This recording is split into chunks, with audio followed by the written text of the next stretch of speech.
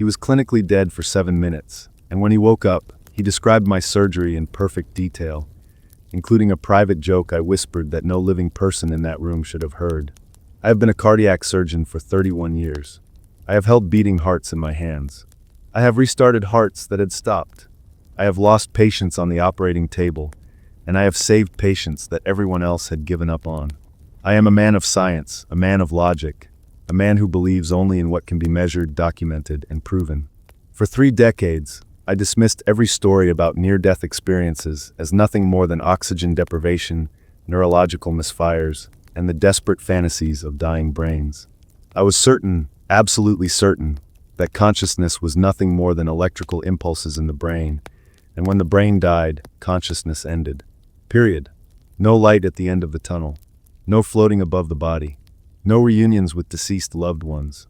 Just darkness. Just nothing. That is what I believed with every fiber of my being. And then I met Thomas Bennett, and everything I thought I knew collapsed like a house of cards in a hurricane. This story was originally shared on Reddit and various medical forums where surgeons and doctors anonymously discuss experiences they cannot explain. I am sharing my version tonight because I need the world to know that what happened in my operating room was real. It happened, and I still cannot explain it. My name is Dr. Richard Hayes, and I work at a major cardiac center in Cleveland, Ohio. I will not name the specific hospital because my colleagues would not appreciate the attention, and frankly, because what I am about to tell you is the kind of thing that makes other doctors question your sanity. I graduated top of my class from Johns Hopkins Medical School. I completed my residency at the Cleveland Clinic. I have published over 40 peer-reviewed papers on cardiac bypass techniques and minimally invasive heart surgery. I have lectured at medical conferences on 3 continents. I am not a man prone to fantasy or superstition. I am not religious. I do not believe in ghosts or spirits or anything that cannot be explained by science. At least, I did not believe in those things. Not until the morning of March 15th, when a 52-year-old accountant from suburban Ohio showed me that the universe is far stranger and more mysterious than I ever dared to imagine. Thomas Bennett was referred to me by his cardiologist after suffering a massive heart attack at his daughter's wedding reception. He had collapsed on the dance floor right after the father-daughter dance, clutching his chest as his new son-in-law called 911. The paramedics saved his life that night, but the damage to his heart was severe. 3 of his coronary arteries were blocked, and he needed a triple bypass surgery as soon as possible. When I met Thomas for his preoperative consultation, I found him to be a remarkably calm and pleasant man, considering the circumstances. He was average height, slightly overweight, with graying hair and wire-rimmed glasses that made him look like the accountant he was. He asked intelligent questions about the procedure. He thanked me for taking his case. And then, just as I was about to leave the room, he said something that struck me as odd. He said, "Doctor, I'm not afraid of dying. I saw something when my heart stopped at the wedding. Something I can't explain. So whatever happens in that operating room, I want you to know, I'm at peace." I nodded politely, assuming he was referring to some kind of religious comfort or the common life flashing before your eyes phenomenon that cardiac arrest patients sometimes report. I did not ask him to elaborate. I wish I had. Maybe if I had listened to him then, I would have been more prepared for what happened next. But I was busy. I had 2 other surgeries that day. I shook his hand, told him I would see him in the morning, and walked out of the room without giving his words a second thought. That was my first mistake. My second mistake was assuming that I understood anything about the boundary between life and death. The surgery was scheduled for 7:30 a.m. on a Tuesday morning. I remember arriving at the hospital around 5:45, going through my usual routine of reviewing the case files, drinking my second cup of coffee, and mentally preparing myself for the procedure ahead. Triple bypass surgeries are routine for someone with my experience, but I never allowed myself to become complacent. Every patient was someone's father, someone's husband, someone's best friend. I treated every surgery like it was the most important operation of my career. Thomas arrived in the preoperative area around 6:30. He was calm, almost eerily so. Most patients facing open-heart surgery are nervous, anxious, sometimes crying. Thomas just smiled at me and said he had a good feeling about today. His wife Patricia and his daughter Emily were there to see him off. Emily was still wearing her wedding ring like it was brand new, because it was. She held her father's hand and told him she would be waiting for him when he woke up. Thomas kissed his wife, hugged his daughter, and then the orderlies wheeled him toward the operating room. I followed behind, reviewing the surgical plan in my head. I had no idea that the next few hours would change my life forever. The operating room was cold and bright, filled with the hum of machines and the quiet efficiency of my surgical team. There was Dr. Anita Patel, my anesthesiologist, who had worked with me for over 15 years. There was my surgical assistant, Dr. Michael Torres, a talented young surgeon in his 4th year of residency. There were 2 scrub nurses, Jennifer and Diane, who had been part of my team for nearly a decade. And there was Marcus, the perfusionist who would operate the heart-lung bypass machine that would keep Thomas alive while I worked on his heart. We were a well-oiled machine, a team that had performed hundreds of surgeries together. Everything was routine. Everything was normal. At least, it started that way. The surgery began without incident. Anita administered the anesthesia, and Thomas drifted off to sleep within seconds. I made my initial incision, cutting through the skin and muscle to expose the sternum. The bone saw whined as I split his chest open, and the retractors pulled the ribcage apart to reveal his beating heart. It was damaged, struggling, but still fighting. I placed the cannulas that would connect him to the bypass machine, and Marcus took over, circulating Thomas's blood through the machine while I stopped his heart with a potassium solution. This is the moment that always feels surreal, even after 30 years. The heart stops. The patient is technically dead, and yet they are still alive, kept breathing by machines, their blood still flowing, their organs still functioning. It is a strange limbo between life and death, and I had grown comfortable in that space. Perhaps too comfortable. I worked on the first bypass graft, harvesting a vein from Thomas's leg and carefully sewing it to bypass the first blocked artery. The work is delicate, precise, requiring absolute concentration and steady hands. About 45 minutes into the procedure, something happened. Jennifer, one of my scrub nurses, dropped a surgical sponge on the floor. It was a small thing, barely worth noticing. These things happen in operating rooms all the time. She quickly retrieved a new one, and I made a quiet joke to lighten the tension. I leaned toward Anita and whispered, "Good thing I'm not superstitious, or I'd say we're in for an interesting day." Anita chuckled softly. No one else heard me.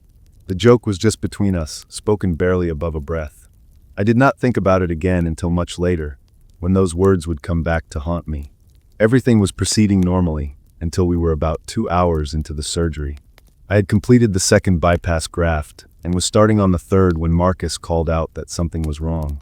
Thomas's blood pressure was dropping rapidly. His oxygen levels were falling. Something was happening that we had not anticipated. I looked at the heart, and I saw it. A section of the cardiac muscle was not responding the way it should. He was going into cardiogenic shock. His heart, already weakened from the initial heart attack, was failing under the stress of the surgery. I worked faster, trying to complete the graft before we lost him completely. But it was not enough. The monitors screamed. The numbers plummeted. And then, despite everything we were doing, Thomas Bennett flatlined. The sound of a flatline is something you never get used to, no matter how many times you hear it. That long, continuous tone that means a human life is slipping away. I called for the crash cart. I began internal cardiac massage, literally holding his heart in my hands and squeezing it rhythmically, trying to force it to beat. Anita pushed epinephrine. Michael prepared the defibrillator paddles. We shocked him once. Nothing. We shocked him again. Nothing. I kept massaging his heart, feeling the muscle grow colder and more unresponsive with each passing second. The clock on the wall ticked away the minutes. 1 minute, 2 minutes, 3 minutes. I refused to give up. I had never lost a patient on the table during a bypass surgery, and I was not about to start now. 4 minutes, 5 minutes. Someone, I think it was Diane, said we should consider calling time of death. I ignored her. I kept working. 6 minutes, 7 minutes. We shocked him a third time, and finally, I felt a flutter beneath my fingers. A weak, tentative beat. Then another. Then another. The monitors began beeping again, showing a rhythm. It was irregular, fragile, but it was there. Thomas Bennett had been clinically dead for 7 minutes, and now he was back. I completed the surgery in a state of focused intensity, barely speaking, determined to finish what I had started. The third graft was successful. I closed his chest, stitched his skin, and watched as they wheeled him to the cardiac intensive care unit for recovery. My hands were shaking as I pulled off my surgical gloves. I had been in hundreds of tense situations in the operating room, but this one felt different. It felt like we had pulled Thomas back from somewhere far away. Somewhere he was not supposed to return from. I did not know how right I was. Thomas remained in a medically induced coma for 3 days while his heart recovered from the trauma of the surgery. His wife and daughter kept a constant vigil by his bedside, holding his hand, talking to him, playing his favorite music. I checked on him twice a day, monitoring his progress, watching his vital signs grow stronger. On the 3rd day, we began to reduce the sedation. On the 4th day, Thomas opened his eyes. I was there when it happened, standing at the foot of his bed reviewing his chart. His eyes fluttered open, focused slowly, and then found my face. He smiled weakly and said in a hoarse voice, "Dr. Hayes, the man who doesn't believe in superstitions." I felt a chill run down my spine. I had not told him about the joke I made in the operating room. No one had told him. He had been unconscious, his brain deprived of oxygen, his heart stopped. There was no way he could have known. I tried to keep my composure. I asked him how he was feeling, checked his pupils, listened to his heart. Everything seemed normal. But Thomas kept looking at me with this strange, knowing expression. Finally, he asked if we could talk privately. His wife and daughter stepped out of the room, and I sat down in the chair beside his bed. What he told me over the next 30 minutes made me question everything I thought I knew about consciousness, death, and the nature of reality itself. Thomas said that he remembered everything. Not the surgery itself, he knew he had been unconscious for that, but he remembered watching the surgery from above. He said that at some point during the operation, he suddenly found himself floating near the ceiling of the operating room, looking down at his own body on the table. He could see everything with perfect clarity. He saw me working on his heart. He saw Michael assisting me. He saw Anita monitoring her screens. He saw Jennifer and Diane handing me instruments. And he saw Marcus operating the bypass machine. I listened skeptically, assuming he was describing some kind of dream or hallucination. Near-death experiences had been studied for decades, and most scientists believed they were simply the brain's way of coping with the trauma of dying. Neurons firing randomly, oxygen deprivation creating vivid hallucinations. Nothing supernatural, nothing real. That is what I believed. But then Thomas started telling me details that made my blood run cold. He described the surgical sponge that Jennifer dropped. He said it was green and landed near the corner of the room, close to the trash bin. He was right. It was green, and it did land near the trash bin. He described the color of the caps we were wearing. Blue, not the standard green that most people picture when they think of surgical attire. He was right. That week, the hospital had switched to a new supplier, and the caps were blue. He described the music playing softly in the background, a jazz album I had requested because it helped me concentrate. He named the artist, Miles Davis. He was right, and then he told me about the joke. He smiled at me and said, "You told Dr. Patel you weren't superstitious, or you'd say you were in for an interesting day." Right after the sponge fell, my heart stopped. I had whispered those words. I had barely breathed them. Thomas was unconscious. His eyes were taped shut. His brain was not receiving enough oxygen to form memories, and yet he knew exactly what I had said, word for word. I sat in stunned silence, my mind racing for explanations. Maybe someone on the surgical team had mentioned it to him. Maybe his wife had overheard us talking and repeated it. I grasped at every possible rational explanation, but they all fell apart. No one else had heard the joke except Anita, and she had not spoken to Thomas or his family. There was no way he could have known. None. But he did know. And that was just the beginning. Thomas continued his account, and with each new detail, my skepticism crumbled a little more. He described a conversation that happened in the hallway outside the operating room while he was flatlining. He said 2 nurses were talking about a retirement party for someone named Gloria. They were discussing what kind of cake to order. I had not heard this conversation. I was too focused on trying to save his life. But later, I asked around. Gloria was a nurse in the cardiology department. She was indeed retiring, and 2 nurses had been discussing her party in the hallway that morning, at the exact time Thomas described. How could he have heard a conversation happening outside the operating room when he was clinically dead? How could he have seen things with his eyes taped shut? How could he have known details about a retirement party for a woman he had never met? I had no answers, only questions that multiplied with every word Thomas spoke. But he was not finished. The most astonishing part of his story was yet to come. Thomas told me that while he was floating above his body, he felt a powerful sensation of peace and love. He said it was unlike anything he had ever experienced, a warmth that seemed to radiate from everywhere and nowhere at once. And then he saw a light. Not a harsh, blinding light, but a soft, golden glow that seemed to pulse with life. He felt drawn to it, pulled toward it like a leaf carried by a gentle current. He said he was not afraid. He was not sad. He was filled with joy, with a sense of coming home. As he moved toward the light, he became aware that he was not alone. There was someone waiting for him. A figure emerged from the glow, and Thomas recognized him immediately. It was his father, Richard Bennett, who had died of lung cancer 12 years earlier. His father looked young and healthy, the way he had looked in old photographs from before Thomas was born. He was smiling, and Thomas said he had never seen his father look so peaceful. They did not speak with words. They communicated somehow, directly, mind to mind. His father told him that it was not his time yet. He said that Thomas still had work to do, that his daughter needed him, that there were grandchildren he had not yet met. And then his father said something that Thomas would never forget. He said, "Tell your mother that I found her ring. It's in the blue music box, behind the letters." I did not understand the significance of this message at the time, but Thomas did. His eyes filled with tears as he told me. His mother had lost her engagement ring years before his father died. She had searched everywhere for it, devastated because it had been a family heirloom.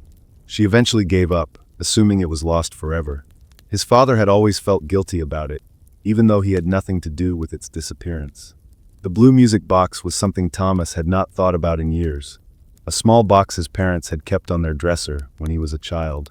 It was in storage now, packed away with other belongings after his mother moved to a nursing home. After Thomas was discharged from the hospital, he went to the storage unit. He found the music box, and behind a stack of old letters, tucked into a small compartment he had never noticed before, was his mother's engagement ring. When Thomas called to tell me he had found the ring, I had to sit down. My hands were trembling. My scientific worldview, carefully constructed over 30 years of medical training, was collapsing around me. How could a man who was clinically dead receive information about a ring's location from his deceased father? How could he know something that no living person knew? This was not oxygen deprivation. This was not a misfiring neuron. This was something else entirely. Something that defied every logical explanation I could think of. I began researching near-death experiences with a fervor I had not felt since medical school. I read every study, every paper, every book I could find. I discovered that Thomas's experience was not unique. Thousands of people had reported similar stories. Researchers at major universities had documented cases where patients described accurate details from their resuscitations, details they could not have known through normal means. Some researchers called it veridical perception during cardiac arrest. Others simply called it a mystery. One study that particularly struck me was conducted by Dr. Pim van Lommel, a Dutch cardiologist who published his findings in the prestigious medical journal The Lancet. He studied 344 cardiac arrest patients and found that about 18% of them reported near-death experiences. Some of these patients described accurate observations of their resuscitations, including specific actions taken by medical staff. One patient described the exact location where a nurse had placed his dentures during the resuscitation, something he could not have seen because he was unconscious and in cardiac arrest at the time. Dr. van Lommel concluded that consciousness might exist independently of the brain. This was a radical idea, one that challenged the fundamental assumptions of neuroscience. But after my experience with Thomas, I could not dismiss it. I visited Thomas many times in the months after his surgery. We became friends, in a way. He was the patient who changed everything I believed, and I think he sensed that. He told me that his experience had transformed him. He was no longer afraid of death. He knew with absolute certainty that consciousness continued after the body died. He said the love he felt on the other side was indescribable, pure, unconditional, infinite. He said his father was waiting for him, and that when his time came, he would go willingly, joyfully, knowing that death was not an ending but a beginning. 2 years after his surgery, Thomas passed away peacefully in his sleep. His heart, weakened by years of disease, finally gave out, but I did not mourn him the way I would have mourned a patient before. I knew, or at least I believed, that he was somewhere beautiful, reunited with his father, bathed in that golden light he had described with such wonder. Since Thomas, I have paid closer attention to my patients' experiences. I have started asking questions I never asked before, and I have heard stories that would make even the most hardened skeptic pause. There was the young woman who died during surgery and met her grandmother, a grandmother who told her about a family secret that was later confirmed by living relatives. There was the elderly man who described the shirt his son was wearing in the waiting room during his cardiac arrest, a room 2 floors away from the operating theater. There was the child, only 8 years old, who came back from a near-death experience and drew a picture of his uncle, an uncle who had died before the child was born, whose photograph the child had never seen. Each story added another crack to my materialist worldview. Each story made me more certain that consciousness was something more than neurons and synapses. I am 63 years old now. I have maybe a decade of surgical practice left before I retire, and I have come to believe something that my younger self would have ridiculed. I believe that consciousness is fundamental to the universe, as basic as matter and energy. I believe that when we die, something continues. I do not know what to call it: soul, spirit, consciousness, awareness. I do not pretend to understand the mechanism, but I have seen too much to deny it. Thomas Bennett saw his surgery from the ceiling. He heard my whispered joke. He learned the location of a ring from his dead father. These things happened. They are documented. They are real. And they have forced me to reconsider everything I thought I knew about the nature of existence. Sometimes, late at night, I stand in empty operating rooms and think about all the patients I have lost over the years. I wonder if they floated above the table like Thomas did. I wonder if they saw me working desperately to save them. I wonder if they felt that peace, that love, that indescribable warmth. And I wonder if, in their final moments, someone was waiting for them in the light. A mother, a father, a husband, a wife, someone who loved them, reaching out to guide them home. The thought does not sadden me anymore. It comforts me, because I know now that death is not the end. It is a transition, a doorway, and on the other side of that doorway, there is something beautiful waiting. Something that science cannot yet explain, but that millions of people have experienced. When my time comes, I will not be afraid. I will close my eyes on this world and open them on another. And maybe, just maybe, Thomas will be there to greet me. He will smile that knowing smile and say, "I told you so, document. I told you it was real." And I will laugh, and I will understand, and I will finally know the truth that he discovered on a surgical table in Cleveland, Ohio. The truth that consciousness survives, that love transcends death, and that the universe is far more wondrous and mysterious than we ever dared to imagine. I still perform surgeries. I still save lives. But I am a different surgeon now than I was before Thomas. When patients tell me they are not afraid of dying, I listen. When they describe strange experiences during previous medical emergencies, I take notes.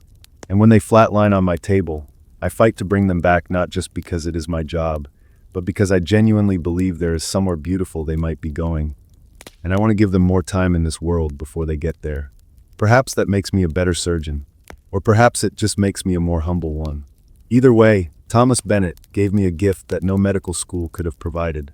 He showed me the limits of my understanding. He opened my eyes to possibilities I had spent a lifetime denying. And for that, I will be forever grateful. If you have ever lost someone you love, I want you to know something that I wish someone had told me 30 years ago.